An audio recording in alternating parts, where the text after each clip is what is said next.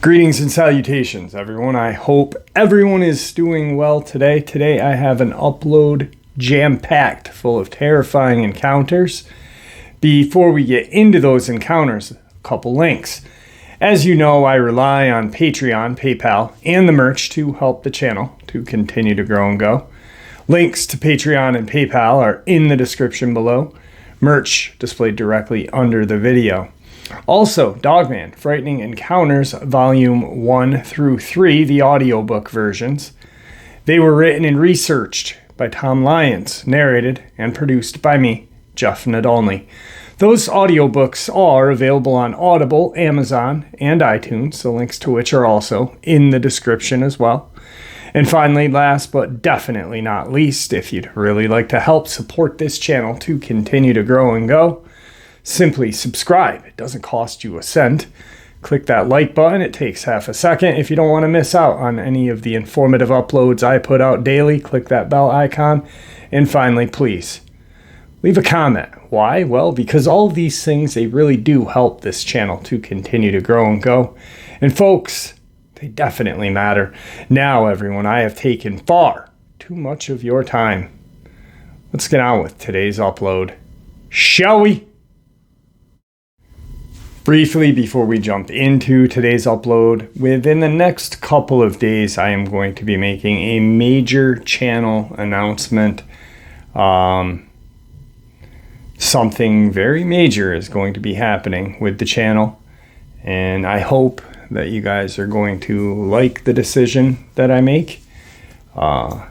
If not, I guess, I don't know. But anyway, just in the next couple of days, I just want to make sure that everything I have planned is all lined up and I can actually go forth and do it 100%. So with that, let's jump into these terrifying encounters for today. Tonight's first encounter may have a connection to a case we had discussed a couple of months back. It's a very interesting experience, and like this person states, English is not his native tongue, and I did try to clear it up and clean it up as much as I could, but he actually just learned how to speak English 4 years ago. So sharing this is actually pretty decent for someone who learned our language just 4 years ago. I'm from Brazil, and I've seen lots of things in this short 21 years of my life. But one time I was doing a trail with a friend. We started very late, like 22 p.m., and finished around 1 a.m. near a residential area with an old church and cow pastures. My friend needed to deliver to a woman he knew some pots and pans that she had borrowed so we could make food and sweets for the feast of Sao Joe Ao, a Catholic holiday. In the way back home, we needed to walk a long dirt road which separated from pastures by a fence and trees back to back, start to end of the road. We carried flashlights, but the night was very bright due to the road being very wide and open. Midway through the long road, we started to hear some rumbling on the fence side behind the trees. I said that probably was a dog, and my friend believed. The sound became little by little closer, and further we walked, and my friend stated that that was a very big dog. We kept walking until the noise was right behind our necks.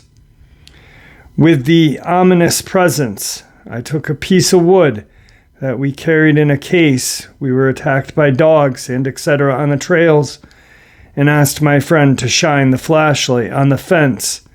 And that was when I saw it. A large, skinny figure standing up on its two hind legs.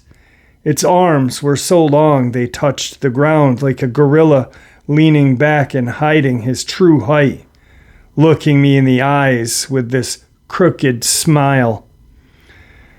It looked like a terminal anorexic bull with a deformed face without horns, but with neck hair like a fake mane and moonlight gray skin and shined eyes.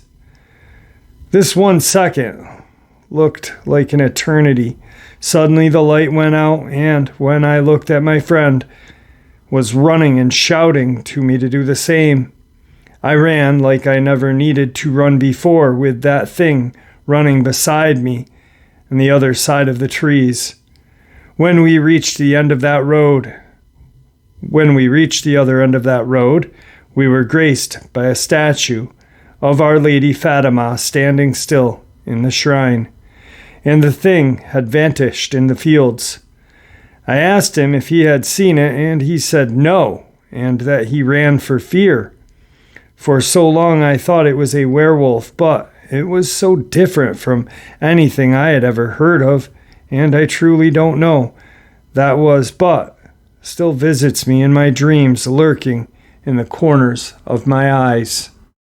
Now, when I said it may have a connection to a case that we had discussed just recently within the last couple of months, I was thinking about the case where that village was savaged by a 7 to 8 foot bipedal canine. It was exactly described like that in the news. And unfortunately, every time I've tried to share the video clip, YouTube takes it down. I did look for the original article, and it's taken down. It's been posted by some other kind of website, but who knows how long it will be up. I'd love to be able to share it. I may share it on my Patreon. I'm not sure. You know what? I think I will. But anyway, and that's not encouraging anyone to go to Patreon. I'm just thinking out loud, so I apologize. Please don't think that's what I was doing. I really think the way he described what he had seen, you know, that these villagers or tribes really do, outside of the city, live in poverty and, you know, have to borrow pots and pans. And they have an extreme religious belief, extreme Catholic religious belief. And, you know, so I do think maybe there may be some connection, but maybe not. The way he described it was so odd, though, you know. Very interesting, and very well written for someone just learning how to speak the English language or even write the English language in 4 years. So anyway, let's move on to tonight's second encounter. All right, so we are all familiar with Beast of Bray Road, the LBL, and, you know, certain locations and certain experiences. Beast of Bladenboro, Old Stinker, you know, and then we know that there are certain locations that are said to have more sightings and this and that. Louisiana, the Rougarou. Crazy enough about the Rougarou, I have never ever said that I was an expert. And anytime I talk about the Rougarou, I just share what I've learned from subscribers. And I actually contacted a woman who is a member of the Rougarou Society down in Louisiana. They put on like a kind of like a festival.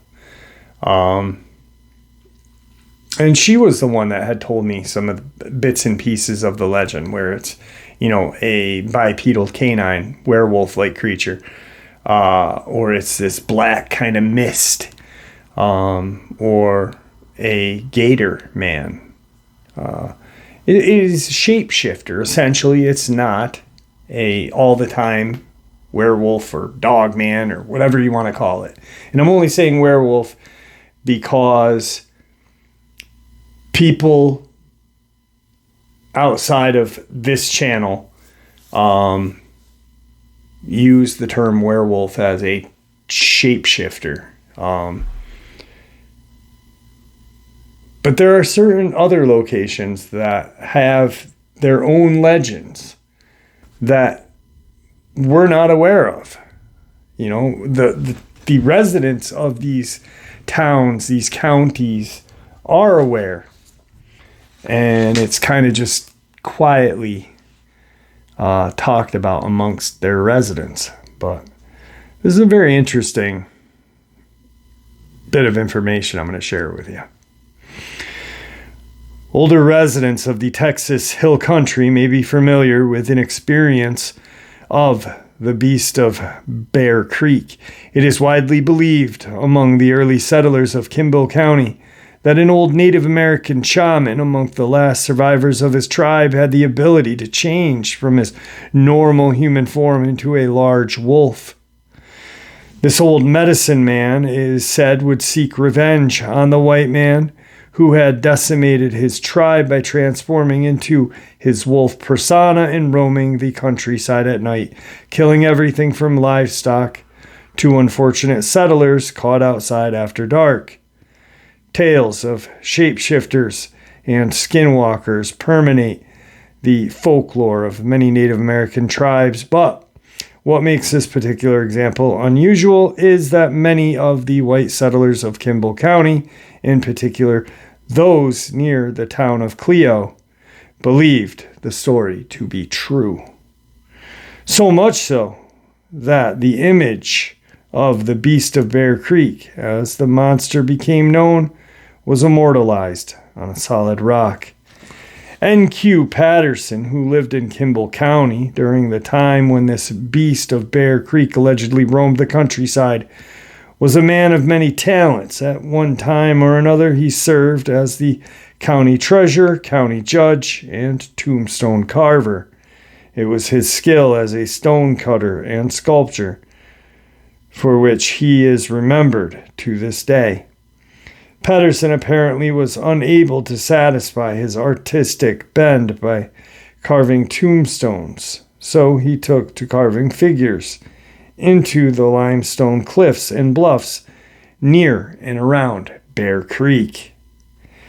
One of the many images created by Patterson, one in particular, has become quite well known, dubbed the Clio face, due to its proximity to the small town of same name. The large carving depicted a strange face and fierce creature. The figure seemed part human and part animal. The nose was broad and protruded more than that of a person. The lips of the creature were curled back in a vicious snarl that revealed terrible fangs with which it could, no doubt, do terrible harm. The carving was quite large and became very well known amongst the region. Many came to the conclusion that this was a representation of the old shaman in his wolf guise. The Beast of Bear Creek. Had Patterson seen the monster himself?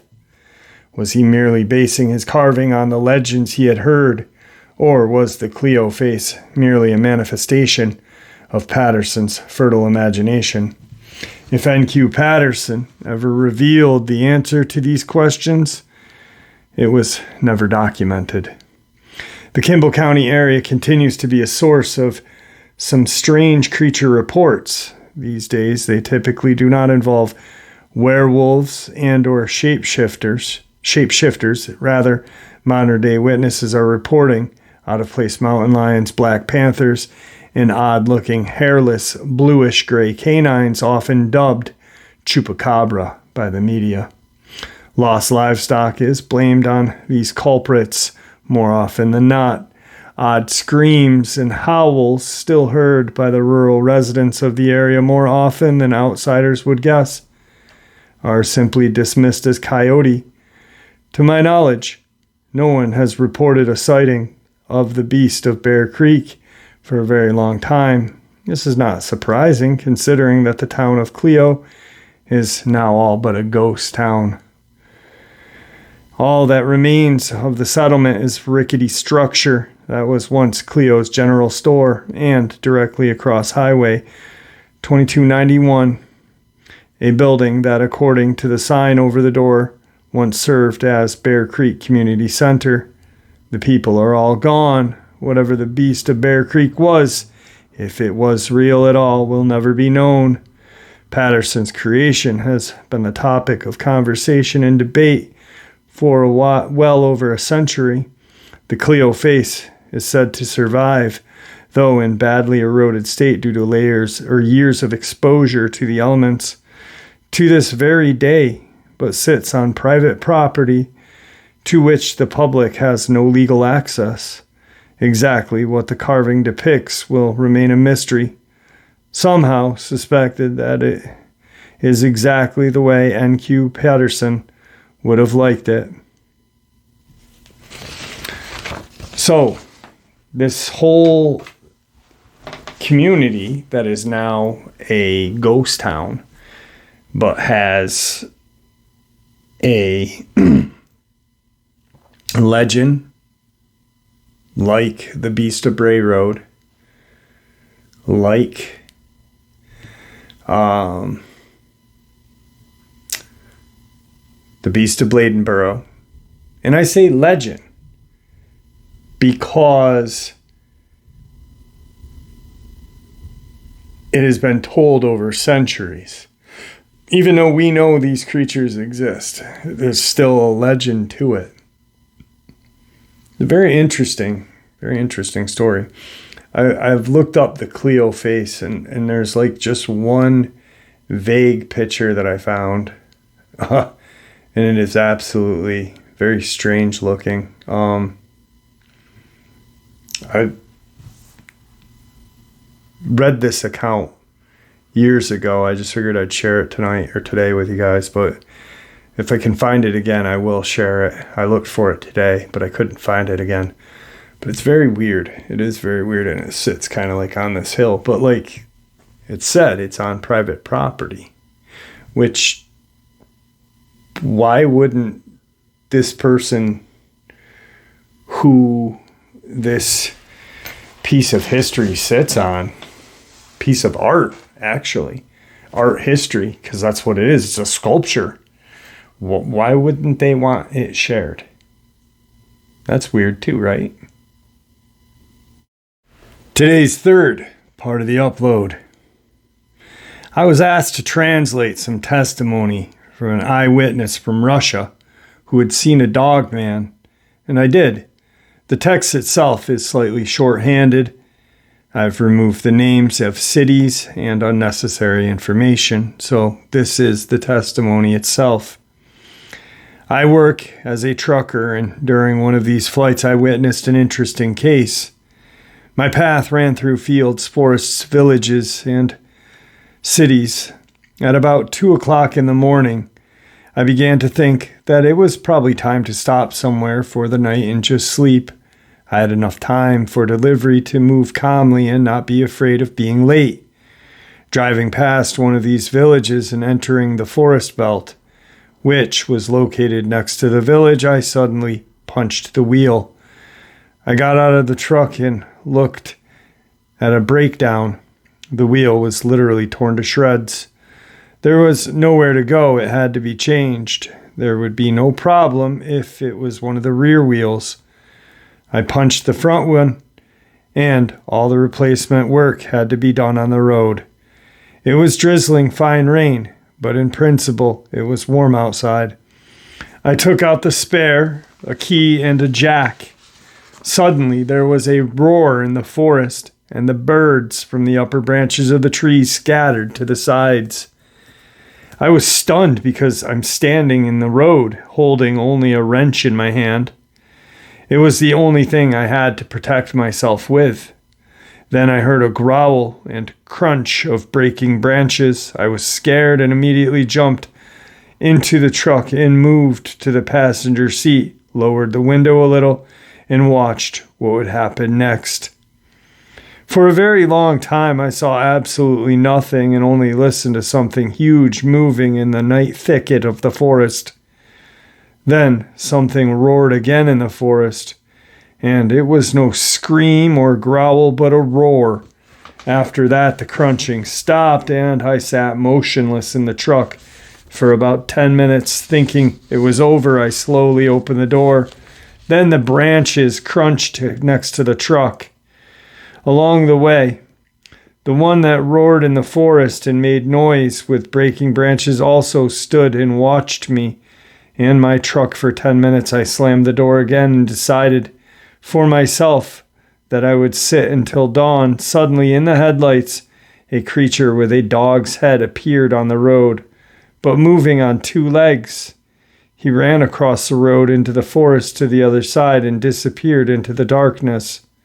I closed all the windows and decided to call the rescue service. To be honest, I didn't know who to call, so I dialed the number 1. That came into mind. I was out of range of network. I sat up all night without closing my eyes. In the afternoon, when there was more cars on the highway, I got out and changed the wheel. After downloading the tool, I hit the road and got onto my destination with no problems. So that was a translation from Russian to American, obviously. I don't think he meant downloading the tool, but like the person said, it was roughly translated and loosely given. We all know there are dogmen in Russia.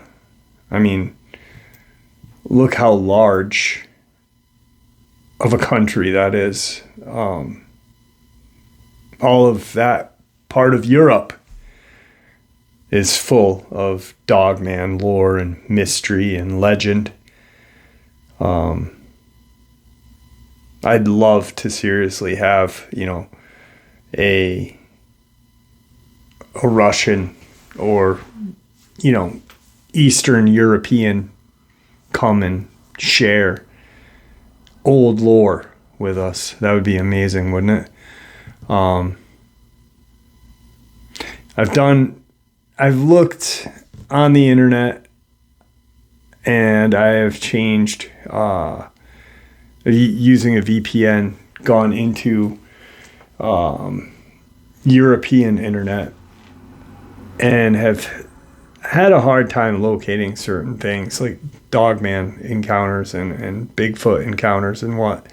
It's almost like it's not allowed to even be put online over there for some reason, which is quite fascinating by itself. Today's 4th experience. We live in rural northern Idaho. My husband and I both hunt, so we know everything about animals, even in the pitch dark. We don't have regular plumbing. We have to turn on an electric well every morning to fill it up. Our tank can last up to 3 or 4 days, but we like it filled just in case. There are no other tanks like that scattered in the woods, just waiting for someone to buy the land and build a home. We were taking a walk, and it got dark, so we went back home. However, on our way home, we saw something, not human or animal, near one of the wells. It was hunched over like it was eating. We walked carefully closer, about 20 feet from this thing, trying to figure out what it was. Too large for a stray dog or wolf and too small for a bear. Whatever it was, it looked at us with these glowing red eyes. I've never been more scared in my life. My husband was scared of nothing, and he was scared as well. We took off running. God, I have never run so fast in my life. It did chase us for a while. Then it disappeared. We got to our house, and it was gone. We knew it was behind us when we had left the woods, but we couldn't see it. We locked all of the windows and doors that night. We talked to one of the town locals about the thing we saw, and he showed us a picture of a hellhound. He told us experiences about people meeting these hellhounds in the same area, always near a well road, crossroad, or places of death, cemetery. Seeing him once will bring us happiness. Seeing him twice will bring us sorrow. Seeing him 3 times will bring us the end. I don't know what we saw, but hellhound is the only explanation. Now, here's something. A lot of the encounters that we hear, or just a lot of information shared, states that dogmen are seen around cemeteries quite often. Places of death. Makes sense. They're seen near riverways or waterways, place to travel. I believe they use railroad. That crossroad may be, like a railroad and a road meeting. Are hellhounds dogmen? Are dogmen hellhounds? Or are they 2 completely different creatures? I don't know. I really don't. And I'm not going to even speculate or just, put out yes, because of some kind of belief that, people have, or, I don't know if they are the same. Maybe they are, maybe they're not, right? Let's get on to tonight's next encounter. I'm 38 years old. I'm an Army veteran, and I'm working as a carpenter in the state of Maine, where I've always lived. I've had 2 encounters with a creature that I soon will share with you. One occurred while I was a teenager, the other a couple years back. The house I'm currently living in is my dad's now that he has multiple heart conditions and cannot live alone. My sister and I grew up in this house, which is in eastern Maine. Living here as a child always felt a little off, as if something was not right. It's kind of hard to describe. The house is surrounded by woods on almost all sides and sits at the end of a dead end, with maybe 6 or 7 houses down the way. We own 70 acres of dense forest that are littered with ATV trails and walking trails. I've been out on these trails over 100 times, probably just clearing them for neighbors who we let use them and just trying to maintain them. Every time I'm out here, I feel as I am being stalked. In this area, neither I or my dad has ever seen a bear, wolf, or mountain lion, nothing above the size of a bobcat. As a teen, I liked dressing up in military gear and going out and playing war and games similar. Normally going out with my friends Sid and Marv, 2 guys who lived down the road. Sid was an older dude around 18 who smoked and did the average tough guy stuff. Marv, who I still am friends with today, we even served together until he was discharged, was more on my level. We were both pretty timid young guys who didn't really associate with most, and just really enjoyed being in the woods and chilling. Anyway, one day we had gone out around 3 p.m. on a chilly winter evening to go and play as we did most days. We all grabbed our gear, which was stuff that Sid's dad, who was a Vietnam vet, had given him, and then Sid shared with us. This included med kits, an ammo box, grenade pouches, etc. He even had given Sid an old handgun without a magazine or ammunition, but Sid's dad still didn't allow him to take it out of the house. So after a while of walking down one of these paths, we had come to one of our favorite spots, which is sort of like a clearing full of boulders and moss. At the time, it was covered in knee-deep snow. Normally, my mom would not have let us go out this far, but she wasn't there to say no. And since she was in New Hampshire for the holidays, we had been out for quite a while throwing snowballs and pretending that they were grenades and blasting at each other with our sticks. It was maybe 5 p.m. when we started to gather our stuff because it was getting dark. As I'm scooping up my stuff, Marv talks in a confused and somewhat worrisome tone. "Hey, guys, what is that thing?" He draws our attention to a tall, completely black creature standing on two legs, its arms dangling by its sides and dragging through the snow. From our angle at 50 or 60 meters away, we couldn't see its face, but it was walking away from us. I remember the weird lightness in my chest after realizing that I had no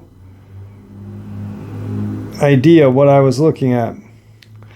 Then Sid yelled, "Hey, hairball!" Then the creature stopped. My chest grew even tighter, and I felt like my body was frozen after I saw its abrupt stop. It slowly turned towards us. Its face had no facial features, but it looked to be just plain flesh, no nose, eyes, or mouth. It was so frightening that none of us could talk. It stared at us for a couple of minutes before one of us suggested the bright idea of leaving. We crept away as the sun was now really low, while one of us continually looked back until we were out of sight. Then we bolted back to my house, where we hid inside, collapsing onto the living room floor. We were silent for a moment before I broke out laughing. The others joined. After a few seconds, Sid said, "Okay, guys, but WTF did we just see?" We tried rationalizing, but I think we all knew that we had seen something that didn't belong. The guys ended up staying the night at my place that night. We stayed up late drinking hot cocoa and every now and then stepping out onto the front porch to see if it may have followed us.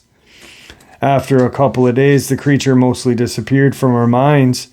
We still got together and hung out having adventures in the woods. I never told my parents about this thing that we had seen because they probably wouldn't have believed me anyway, and I didn't want to go through the trouble of explaining it to them. Neither did I tell my sister because she wouldn't care, and I wouldn't receive any feedback, so that'd be pointless.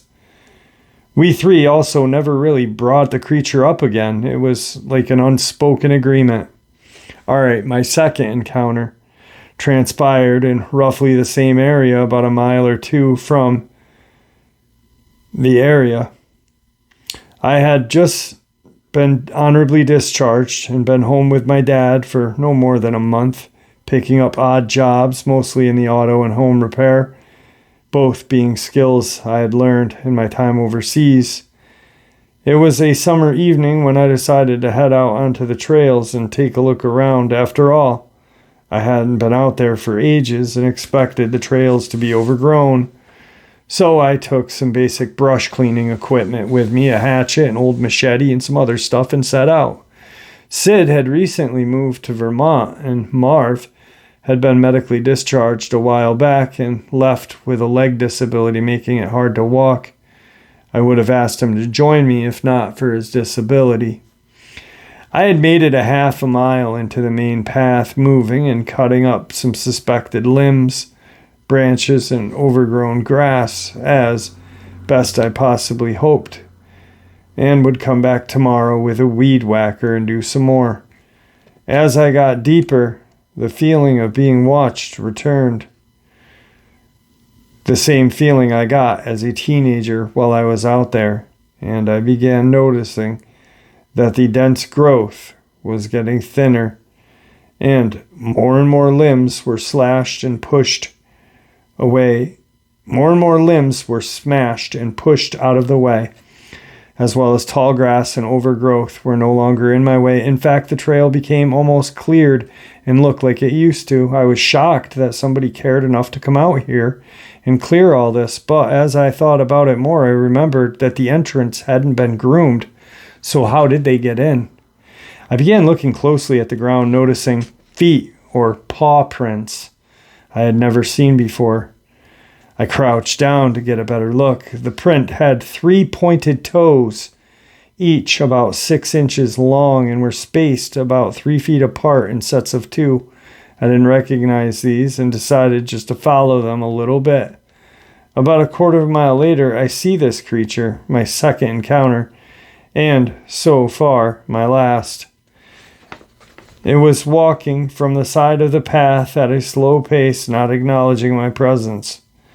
Not yet, at least. It slowly crossed the path and continued onto the woods, and after a minute, I walked up to the area where he had entered, and there it was strolling and creeping into the woods, still not noticing me. I could hear its arms dragging across the forest floor. His furry coat looked like a slick, silky black. Yeah, I wanted to see its face, but not to the point where I would risk being spotted. So I slowly reached for my phone only to realize that it was not in my front pocket, but in my backpack, and I didn't want to lose it while working. I pulled it from my bag from my shoulders and placed it in front of me and began to unzip the pocket, but as I did, the creature stopped as he had done before. Oh, Lord Jesus, I thought as I froze and my chest tightened.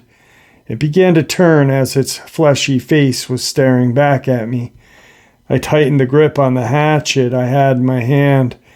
Now that I think about it, that probably wouldn't have done much to this 8-foot behemoth, now that I think about it more. We both stared motionally for what felt like hours. In reality, I had no idea how long we had both been standing there. I eventually stood up with my legs feeling numb. I backed away until it was out of sight and then took off as fast as I could go. As I was running, I was sure I heard a violent scream from behind me, but I was not going to turn around and look. Long story short, I haven't been back in those woods for over 3 years and plan not going back. I know this may sound over-exaggerated or fake, like something out of a child's book, but I know what I saw, and Marv knows what he saw. I'll never forget this. All right, guys, I'd like to thank you all for tuning in to today's upload. I hope you all enjoyed it as much as I enjoyed sharing it with you. That last encounter was very strange, very, very strange indeed. I don't know what kind of creature that would be. At first I thought maybe Bigfoot, but then how he described the feet, 3 toes long. I'm thinking werewolf? Maybe? I don't know. I really don't know. Maybe something that we are not familiar with. Something maybe popping out of these portals. Who knows? You know, we a lot of us talk about, are we in the end of times, you know? And I'm no scholar of religion or anything, actually. You know, I barely remember confirmation class, you know. But I do believe that there are portals opening for a reason. And whatever's coming out is not friendly. Anyway, guys, with that, thank you for supporting this channel. Truly, truly appreciate it. You guys are the greatest family ever. With that, guys, please stay safe, happy, healthy. Keep an eye on your pets, your family, your children, your loved ones while enjoying the outdoors. These things are watching our pets, our children, and our loved ones. And even if they don't believe, we do. We know they exist. So it's up to us to inform or at least keep them safe. God bless.